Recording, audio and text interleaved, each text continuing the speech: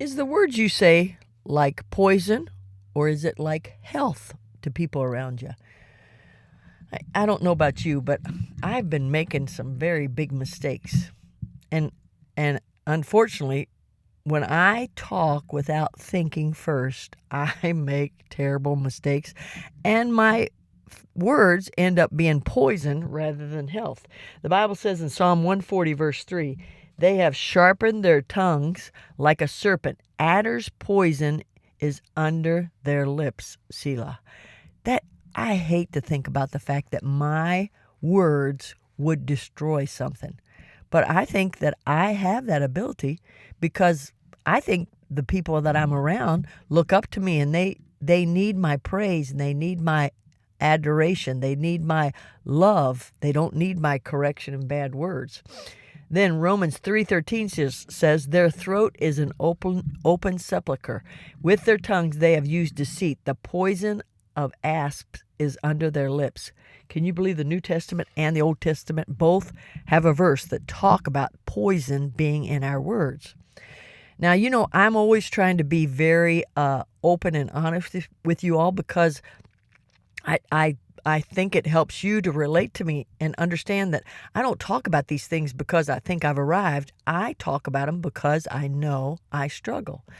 Somebody called me a few days ago in the evening, and can I tell you that my words do have a tendency more in the evening to be poison because I'm tired, and I'm just sometimes I think I shouldn't even answer the phone. But anyway, somebody called me that I know and love, and they started talking to me about something they thought I would be happy with them about and rejoice with them.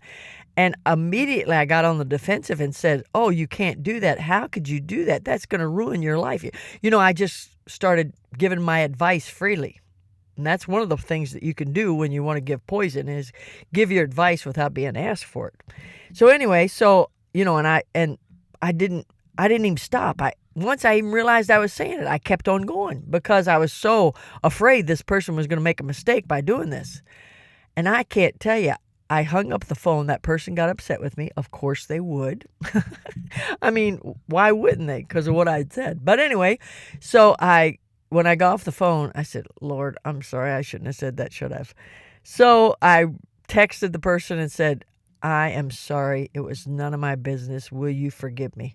And of course, the person's gracious and they forgave me. No problem. But I said, my words were poison, and I want them to be health. Proverbs 12:18 says, "There is that speaketh like the piercings of a sword, but the tongue of the wise is health." I want my tongue to be health to people. The other night we went out with a preacher to eat, and I was just making conversation. Sometimes when I'm around people, in an effort to make conversation, I can end up saying negative things. And I was talking about one of my grandchildren being a little bit laid back and wanting to lay around and sit around, and how sometimes I'm afraid that might mean that she's lazy. Well, after I said that, then the young man that was there said, "My mom said I was like that." And I said, "Well, were you lazy?" I said, "Are you lazy?" That's what I said because I didn't know him.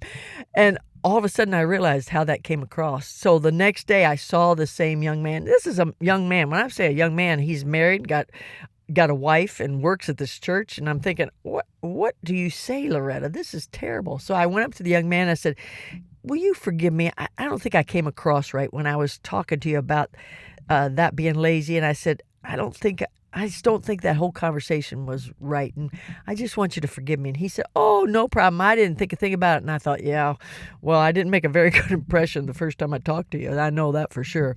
But hopefully I fixed that impression by coming up and apologizing. But I guess you can see that I have had a lot of poison lately.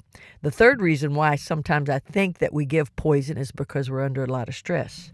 I've been very stressed out, and the stress is shown in the fact that I'll talk so freely and say negative things. So I gotta watch it. I gotta be careful about it. And if you, dear ladies, want to give health rather than have lips of poison, you'll do the same thing. Just be careful of these three things, and I know You'll be happy that you did, and I know you'll give health with your words instead of poison. Rejoice in the Lord always, and again I say rejoice.